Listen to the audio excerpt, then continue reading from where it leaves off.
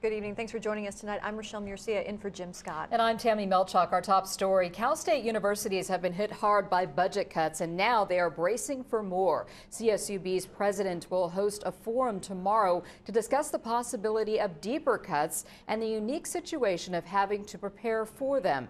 17's Trevor Thompson is joining us live from CSUB to explain. Trevor?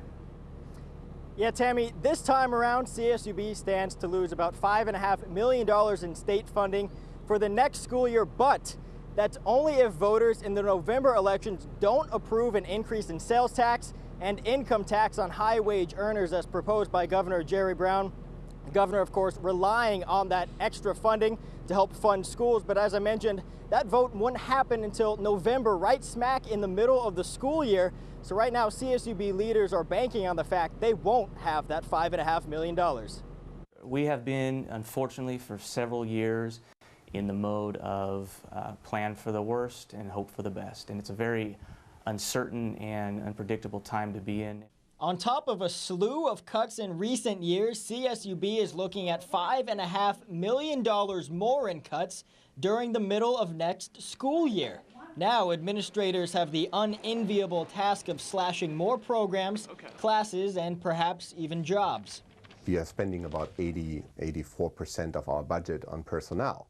So you can imagine where the impact will be automatically. Chemistry professor Dr. Andreas Gebauer is the head of a faculty group set to meet with CSUB President Horace Mitchell tomorrow.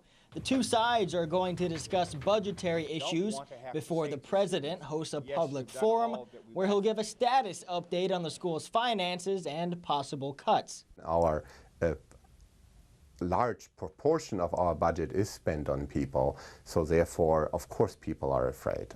The cuts have to be discussed now, even though no one will know if they are actually going to happen until November. That's when Governor Brown's proposed tax increases hit the ballot. They include a 0.25% rise in sales tax, as well as higher income tax rates for those making $250K or more per year. We're looking eagerly at what will happen in November, but again, there's no guarantees. It's all in the voters' hands at this time.